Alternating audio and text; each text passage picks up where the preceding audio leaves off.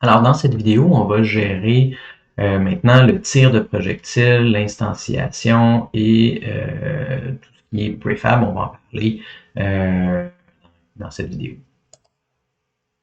Donc, mon personnage, présentement, si je fais play, il est capable de tirer, il regarde à gauche, il regarde à droite, aussi en fonction de son animation. Fait que là, hop, hop, il tire. Voilà, super. Donc là, ce que je voudrais faire maintenant, c'est tirer un projectile qui va s'en aller dans la direction où regarde mon personnage. Donc là, ce qui va être important, c'est en ce moment, c'est que je vais devoir déjà définir une position. Donc je vais mettre un empty game object qui va être la position du projectile. Là, l'avantage de ça, c'est que je vais pouvoir le référencer, puis c'est visuel. Je peux dire, ben là, mon projectile, il va démarrer ici. Par défaut, quand je vais générer mon projectile, il va le générer au milieu de mon personnage, puis il va entrer en collision avec lui-même. Donc, il va soit blesser mon personnage ou se détruire tout seul. Ensuite, j'ai besoin d'un projectile. Fait que là, j'ai mes sprites ici, dans mes VFX, ici. Première des choses, je vais glisser juste l'image dans ma scène, juste pour qu'on le voit. Et comme on a fait dans les autres vidéos, le visuel, si je dois animer et déplacer un objet, je vais gérer le visuel dans un GameObject et je vais l'envelopper d'un parent qui va être le projectile. Ce que ça permet de faire, c'est que je peux déplacer le projectile et animer mon visuel. Fait que, par exemple, si j'ai besoin d'animer la position du projectile comme tel, par exemple, si je veux le faire monter ou descendre, mais si ces positions-là sont prises dans c'est des positions qui sont toujours par rapport à son parent, mais là, mon animation, elle jouerait toujours au même endroit. Donc, je ne ferais pas, ça viendrait écraser les valeurs que je vais mettre par la physique, par exemple. Ensuite, mon projectile, je vais lui mettre déjà un Rigid Body 2D. Je vais pas mettre de gravité, on va le gérer on va gérer sa vitesse linéaire et je vais m'assurer qu'il tourne pas non plus. Et je vais rajouter un Box Collider 2D que je vais venir ajuster. Hop, on peut le mettre un petit peu plus proche, comme ça. Ensuite, je vais avoir besoin d'un script. Fait que là, est-ce que ça se peut que j'ai déjà démarré un script projectile que je vais venir glisser sur le parent. Là, j'ai mon projectile, j'ai mon script, j'ai mon rigid body et ce qu'il va me rester à faire, c'est gérer son animation. Donc là, je vais prendre le visuel, je vais faire create, je vais aller dans mon animation, personnage et là, je vais l'appeler projectile. Et dans mon animation, ici, vous voyez que le contrôleur s'appelle visuel parce qu'il a le même nom. Je vais juste le renommer pour que ce soit plus facile. Projectile.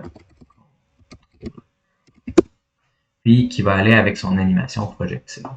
Maintenant, ce que je vais faire, je prends mon animation projectile. Je viens chercher mes autres sprites. Et je viens les glisser. Je m'assurer qu'il est à 6. Comme ça, je viens les glisser. Et là, mon projectile est animé. Si je veux m'assurer que ça joue en boucle, je viens prendre le petit triangle et je m'assure que loop time est coché. Là, théoriquement, j'ai une animation qui roule. Puis là, ce que je vais faire, c'est que dans mes variables, dans mon script, ben, je vais tout simplement la faire aller dans une direction ou dans une autre. Par exemple, le présentement, si je fais play, il va rester sur place. Mais il va être animé sans problème. Cool. J'arrive ici dans le script. Projectile. Comme ça. Et j'ai déjà récupéré pour nous, pour que ça aille un peu plus vite, le sprite renderer qui est dans l'enfant, donc qui est dans le visuel qui est enfant, et le rigid body 2D qui est dans le parent. Je vais aussi me mettre une variable publique vitesse qui va être un float. Ici. Puis je peux mettre ça à 4. F, public, float, aussi, direction. Puis je vais mettre ça à 1.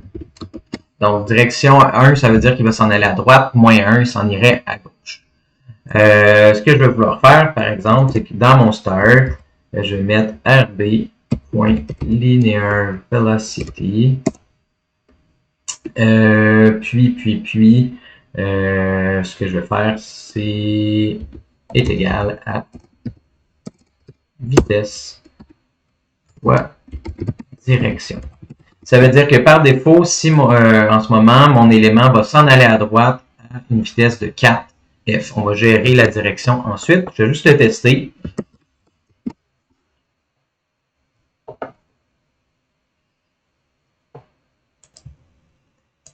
Et que là, je déclenche mon petite animation, puis que là, mon projectile devrait partir vers la droite, puis aller toucher mon petit fantôme. Voilà. Fait que là, au moment de la collision, j'aimerais qu'il se détruise. Donc, ce que je vais faire, c'est aller ici. Fait que j'ai besoin de gérer la collision. On collision enter 2D. Destroy this point. Game object. Ça veut dire détruit pas juste le script, détruit le game object qui est associé au script. Fait que là, à ce moment-là, quand il va toucher mon fantôme, et voilà, il va se détruire lui-même ou n'importe quoi, un mur, n'importe quoi. Ensuite, tantôt, on va lui mettre un petit tag, puis les autres objets qui vont être touchés par un projectile, là, vont pouvoir être détruits, les ennemis, par exemple. Et là, moi, ce que je veux, c'est que s'il part vers la gauche, ben, je veux pouvoir changer sa direction, puis l'orientation aussi. Fait que, par exemple, si ici, direction est plus petite que 0, ben là, le sprite renderer, lui, sr.flipx est égal à true. Ça veut dire qu'on va tourner l'image, ça va regarder vers la gauche. Puis, else x est égal à super. Fait que maintenant, mon projectile, il peut regarder dans un sens comme dans l'autre. On va le tester.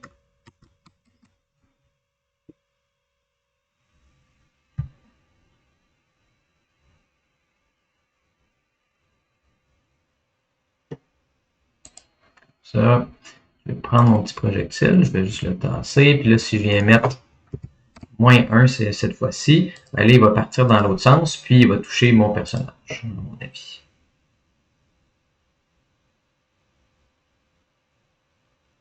Hop, puis j'ai. Voilà. Super. Fait que là, il a touché autre chose, il est parti. Super. Ça marche. Là, maintenant, ce que je veux, c'est pouvoir cloner ce projectile-là au moment où je tire. Parce que là, si je détruis lui, ben, j'en ai juste une copie. Donc, les éléments qu'on veut réutiliser ou qu'on voudrait cloner, ou on va utiliser ce qu'on appelle l'instanciation. L'instanciation en programmation, on peut voir ça comme un clone. Mon projectile ici, ça va devenir un modèle, un schéma, comme un patron là, de conception que je vais pouvoir cloner autant de fois que je veux. Pour ça, il faut que je prenne le parent et je vais le glisser dans ma fenêtre projet. J'ai déjà fait un dossier qui s'appelle Prefab pour préfabriquer et vous allez voir qu'il y a plein d'objets en bleu comme ça déjà. Quand je le glisse, tiens, mon projectile s'ajoute, lui devient en bleu. Et là, si j'avais plusieurs projectiles, par exemple, dans ma scène, comme ça, hop, et que je viens changer, par exemple, la couleur du prefab, je double-clique dessus, je m'en viens ici, par exemple, là, je viens mettre ça en vert. C'est comme ça, on le voit peut-être pas à l'écran, là. Et que je reviens ici, ben là, tous les objets ont la même couleur. Ça veut dire que l'avantage du prefab, c'est que c'est un modèle. Si je change le modèle, tout le monde est changé par la suite. Donc, je clique dessus, je reprends mon visuel, je vais mettre ça en blanc. Parfait. Donc là, ce que je vais faire, je reviens ici, tout le monde est revenu normal.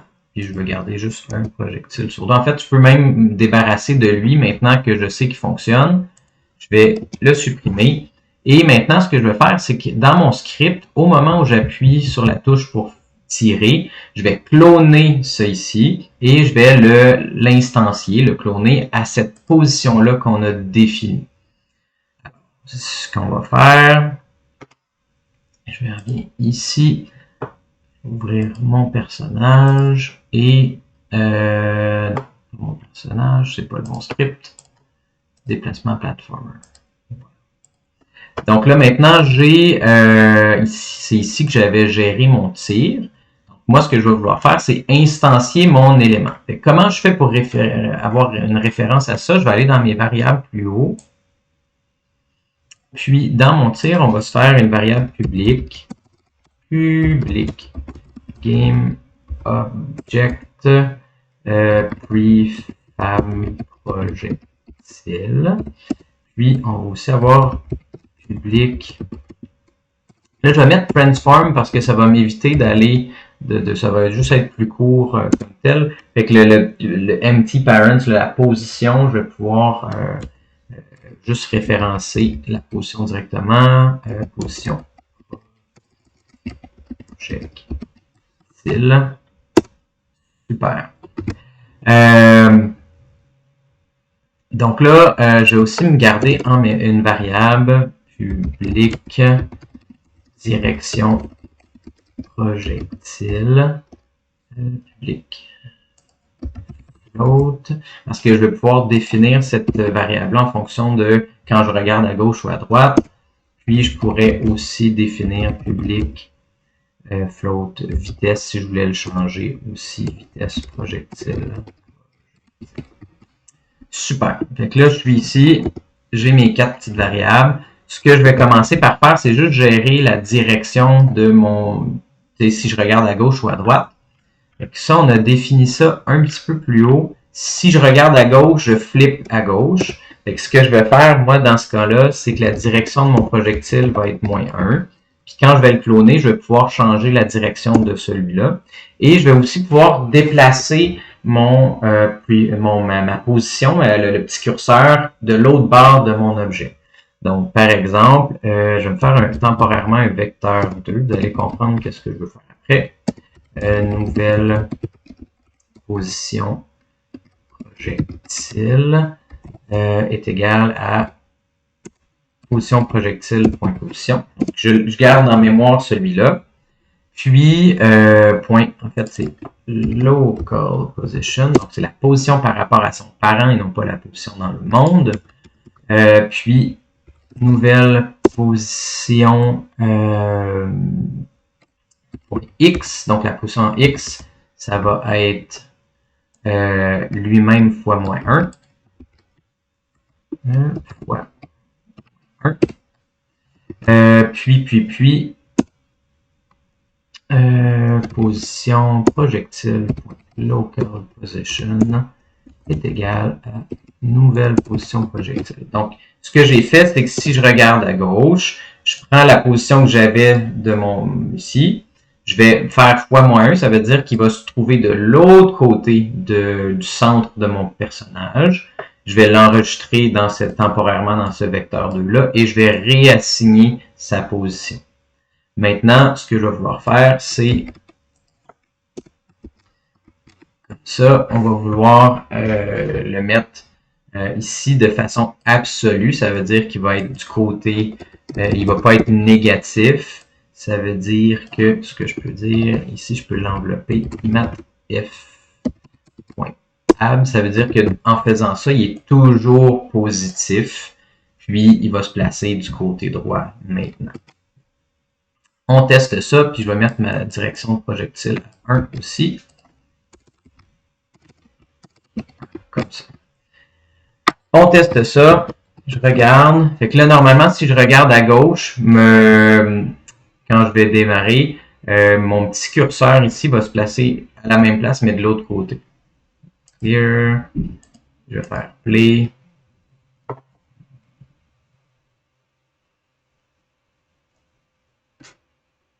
Super. Puis là, si je regarde, j'ai pas compilé. Ah ben, j'ai pas affecté mes affaires. Okay. Je vais aller voir dans mon script. Là, j'ai des trous ici. Fait qu'effectivement, J'ai mon prefab que je vais venir glisser ici. Puis, j'ai ma position que je vais pouvoir ajouter ici. Je vais faire play.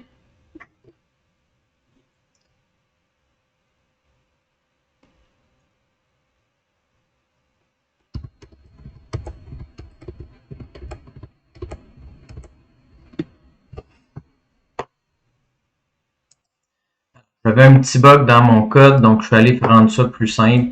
Quand je regarde à gauche, la position en X, je l'ai mis à moins 1.5. Puis quand je regarde à droite, je l'ai mis à 1.5, tout simplement. Fait que maintenant, quand j'arrive ici, puis que je regarde à gauche, vous voyez que maintenant, la position projectile change de côté. Fait que maintenant, mon projectile, il va jamais entrer en collision avec mon personnage. Puis si je regarde comme ça, la direction du projectile, c'est moins 1. Fait que maintenant, je peux cloner ça. Donc, une fois que j'ai défini ça, je vais aller au moment de mon tir, au moment où je vais gérer l'animation. Et là, on peut utiliser ce qu'on appelle instantiate. Et là, instantiate, ça va prendre plusieurs choses. Ça va prendre un objet, donc un game object, une position puis une rotation. Donc, on va aller chercher prefab projectile et position projectile et position projectile, point rotation. Il me manque la position ici. Position. Dans le transform, donc j'ai besoin de l'élément position et la rotation. L'avantage de ça, c'est que maintenant, je peux récupérer cet objet-là qui a été cloné en le mettant à gauche. GameObject.clone est égal. Comme ça. Donc, capable de récupérer le clone qui vient d'être instancié. Et cet élément-là, je pourrais récupérer son script projectile dessus et définir sa vitesse puis sa direction. Clone.getComponent projectile, ça, point direction est égal à direction projectile. Fait que si mon objet regarde à gauche, ben, la direction va être en fonction de ce que j'ai défini plus haut. Si mon personnage regarde à droite, ben, le projectile va aussi avoir une direction à droite. Et qui va s'en aller dans le sens de mon personnage. Hop.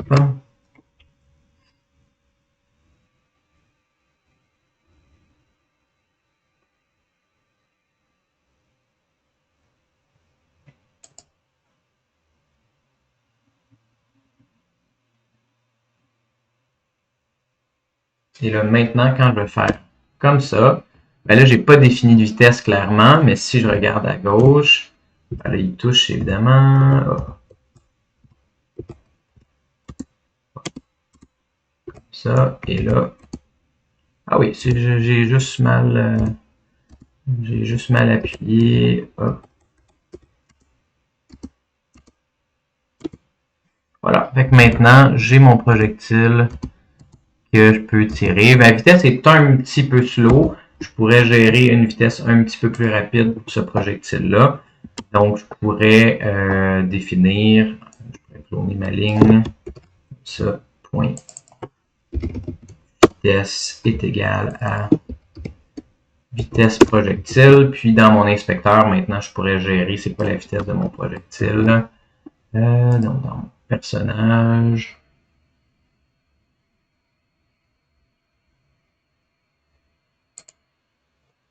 ici, vitesse projectile, ben je pourrais mettre, on va mettre 1, puis vitesse projectile, je vais mettre ça à, mettons, 6. Maintenant, on va tester.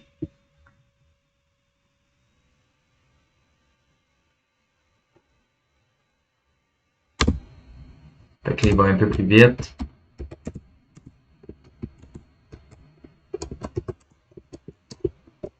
Voilà.